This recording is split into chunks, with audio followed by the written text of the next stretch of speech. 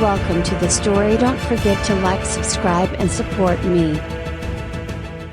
The sky above the Orc Empire was a storm of deep gray clouds, churning with the tension of an empire on the brink of transformation. For centuries, the empire had been governed by the Council of Chiefs, a conglomerate of tribal leaders, each representing their own powerful Orcish race. Lions, wolves, bears, and eagles all had their place in the council chambers, their fates entwined in a fragile balance of power. But that balance had been fracturing for years. Today, that balance would be shattered entirely. For the first time in Orcish history, a single leader would be chosen not through combat or bloodline, but through an election. The chiefs had agreed grudgingly that democracy would solve the growing unrest among the tribes. The decision was controversial, and the candidates vying for leadership were no less polarizing. Karin, the lion chief, stood tall at the center of the grand arena, where the first trial of leadership was about to begin. His mane of golden hair rippled in the wind,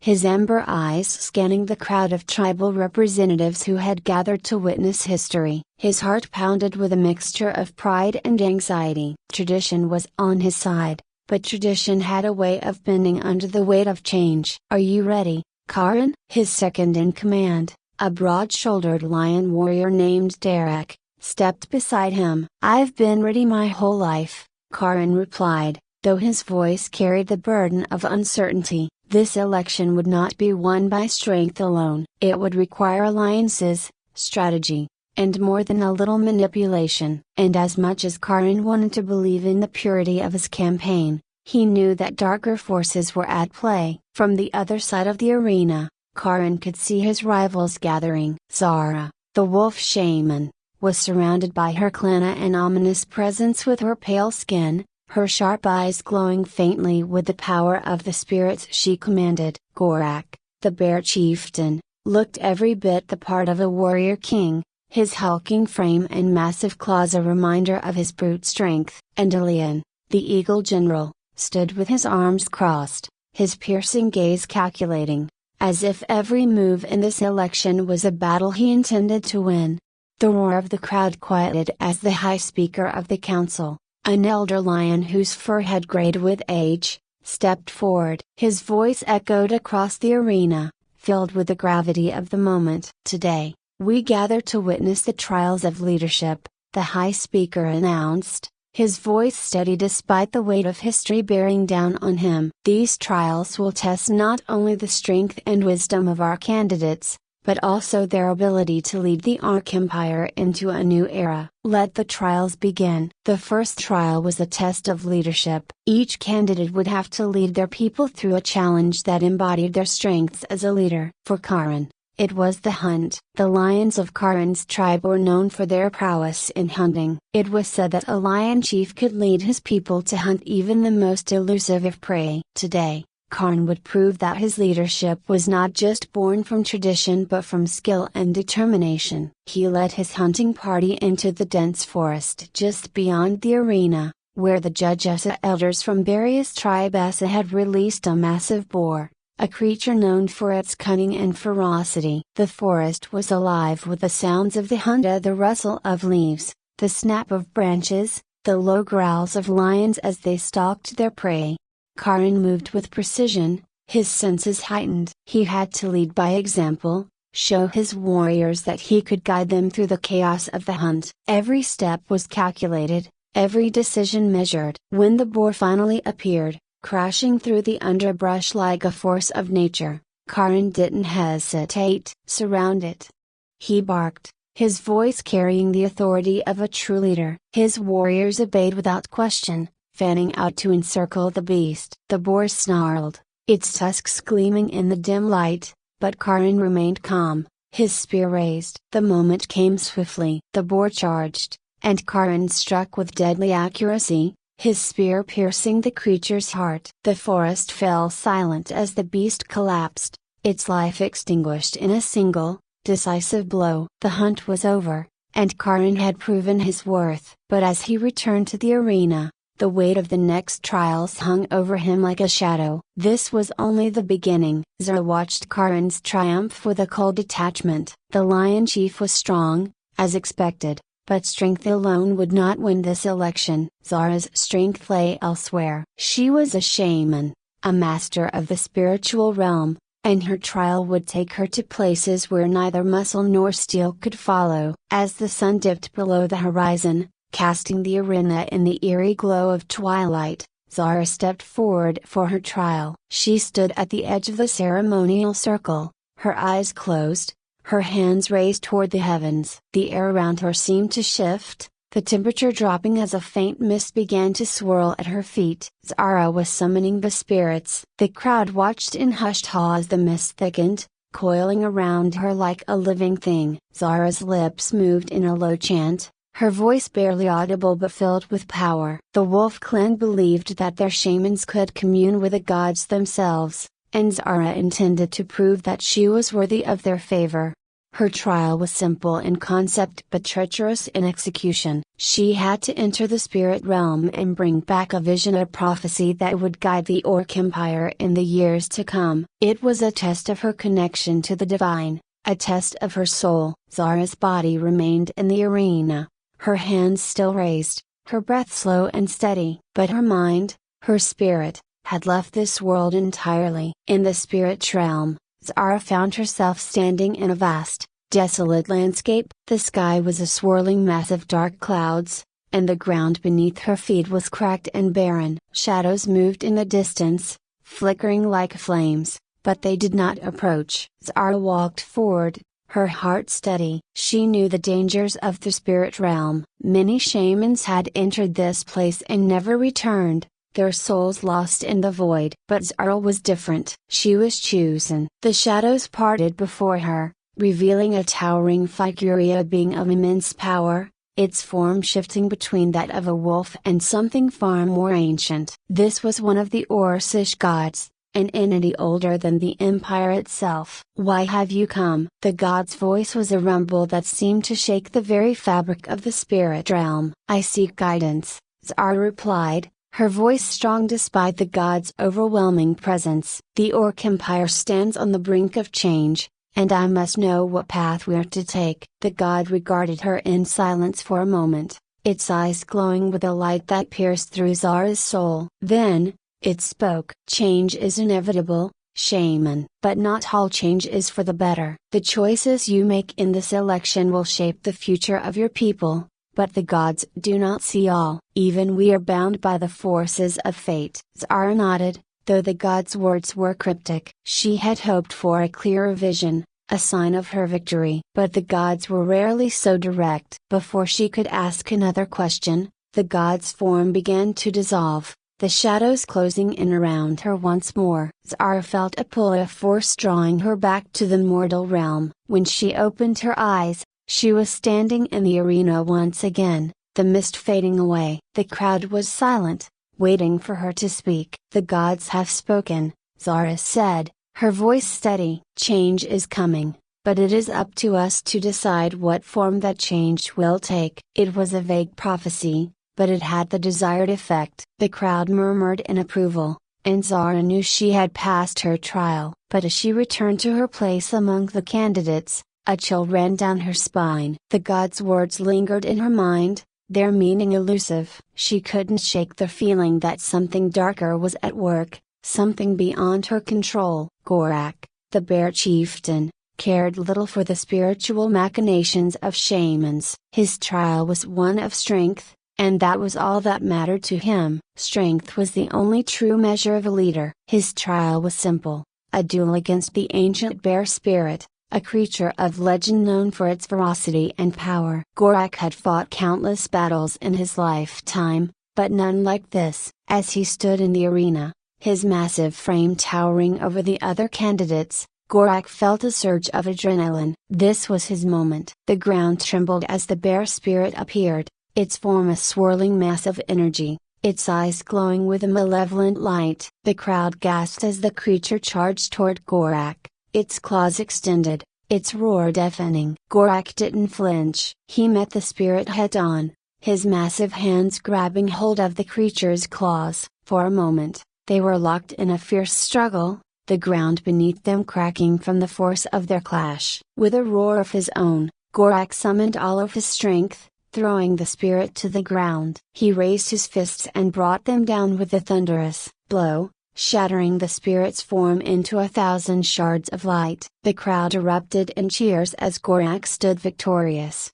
his chest heaving with exertion. He had proven his strength. But as he looked around the arena, his eyes narrowed. This election was far from over. Elian stood silently, his eyes trained on the shifting crowd in the arena. He had watched as Karin, Zara, and Gorak took their turns in the trials, each demonstrating their unique strengths. But for Elian, the final trial was not just a test of his leadership but of his very approach to power. While Karin leaned on tradition, Zara on the spirit realm, and Gorak on brute force, Elian believed in the power of strategy, intellect, and modernization. The Eagle clan had always prided itself on its tactical acumen, and Elian knew his path to victory lay in showcasing those traits. The trial laid before him was a simulated battle. Each candidate had their own warriors to command, but the challenge was not in numbers. It was about tactics. The judges had prepared an elaborate battleground,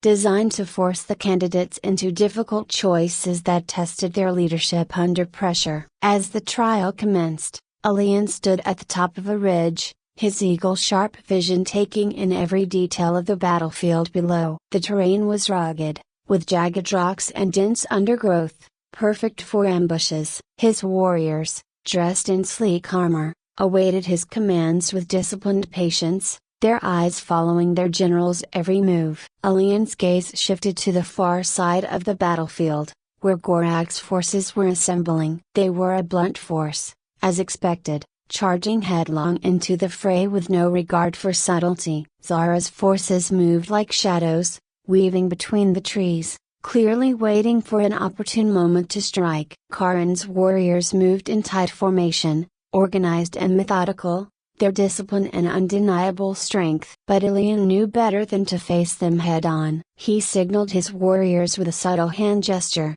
and they moved into action. Silent, swift, and precise, they slipped into the undergrowth, disappearing from sight. Elian's plan wasn't to fight directly but to control the flow of the battle, to force his opponents into mistakes. The battle began in earnest when Gorak's forces clashed with Karin's. The sound of metal against metal echoed through the arena as the bear warriors met the lions in a violent, chaotic exchange. Elian watched closely, waiting. His eyes flicked to Zara's forces still hidden, still waiting for their moment. Then, like a hawk diving from the sky, Elian struck. His warriors emerged from the undergrowth, targeting the rear of Gorak's forces, cutting through them with precision and speed. It was a calculated move, taking advantage of Gorak's predictable aggression and turning it against him. Gorak's warriors, caught between Karin's discipline line and Elian's ambush,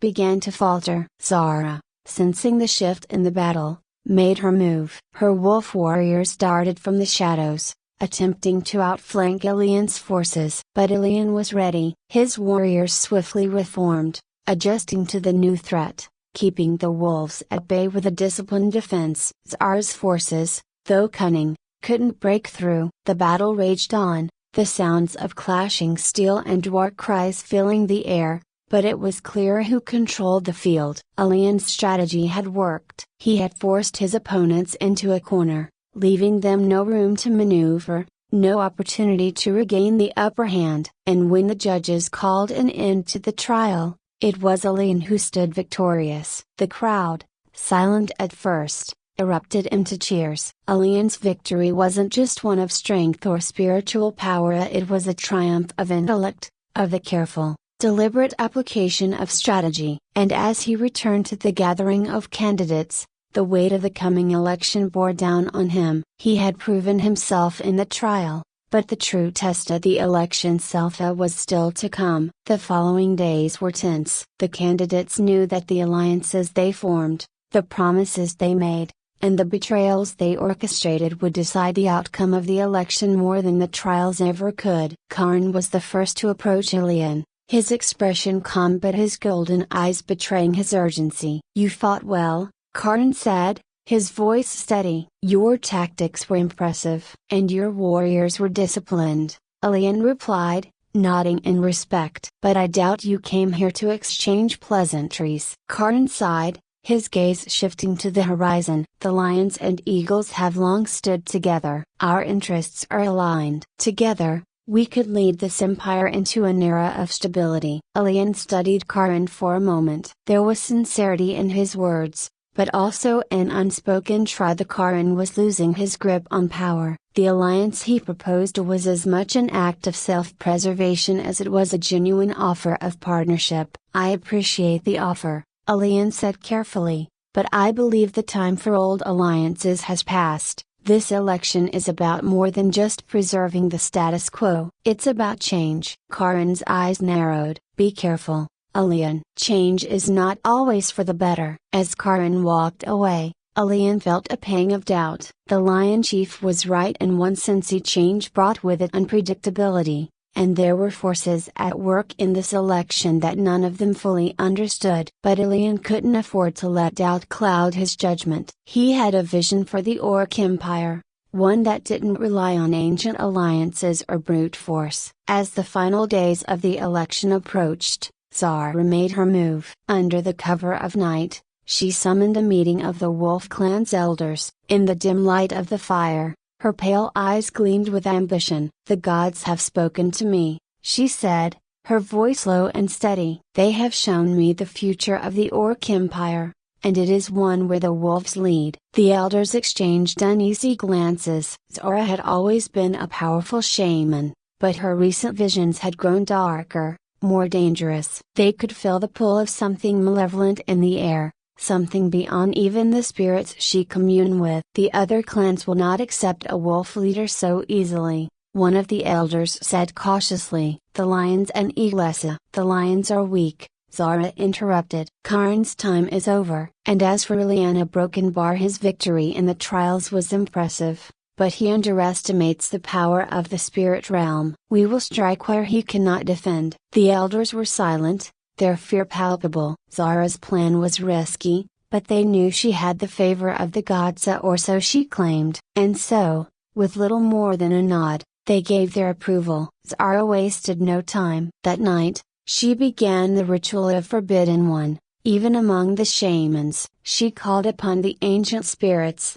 offering sacrifices of blood and bone to summon their power. The air around her crackled with dark energy, the ground beneath her feet trembling as the spirits answered her call. The vision came swiftly, filling her mind with images of chaos and destruction. The Orc Empire, torn apart by civil war, the clans turning on each other in a bloody struggle for dominance. And in the center of it all stood Zara, crowned in the firelight, the chosen leader of the new empire. But the vision was not entirely clear. As Zara delved deeper into the spirit realm, she felt a presence, a force that resisted her, a force older and more powerful than anything she had ever encountered. It was a god, but not one she had ever known. It was a god of the past, a god who had once ruled over the Orc Empire in an age long forgotten. And it was angry. The presence surged forward, filling Zara's mind with images of fire and destruction, but this time, she was not in control. The vision spiraled out of her grasp, and the dark energy she had summoned turned against her. Zara screamed, her body convulsing as the spirits tore at her, their rage palpable. When she finally broke free of the vision, she was on the ground, gasping for breath. The fire had gone out, and the elders had fled. The spirits had abandoned her. For the first time in her life, Zara felt fear. Ilian heard the whispers before the sun rose. Zara's ritual had gone wrong, and the dark magic she had unleashed was spreading through the clans. It was said that the spirits were restless, that the gods themselves were interfering in the election. But Ilian didn't believe in gods, not in the way the shamans did. He believed in action, in strategy. And so, as the day of the election arrived, he prepared for the final battle, not one of swords or magic, but one of words. alliances, and manipulation. The arena was filled with tribal representatives, each of them waiting to cast their vote. The candidates stood at the center, their faces calm but their eyes filled with tension. This was the moment that would decide the future of the Orc Empire. Karin spoke first, his voice strong and confident as he extolled the virtues of tradition, of the strength and honor of the lions. But there was a weariness in his words, a sense that even he knew his time was coming to an end. Zara followed, her voice smooth but laced with desperation. She spoke of the gods, of the future they had shown her, but her words rang hollow. The representatives could sense the darkness in her, the forbidden magic that clung to her like a shadow. When Ilian spoke, he spoke not of the past, nor of the gods. He spoke of the future of unity, of progress, of an empire that could rise above its old divisions and become something greater. The votes were cast in silence,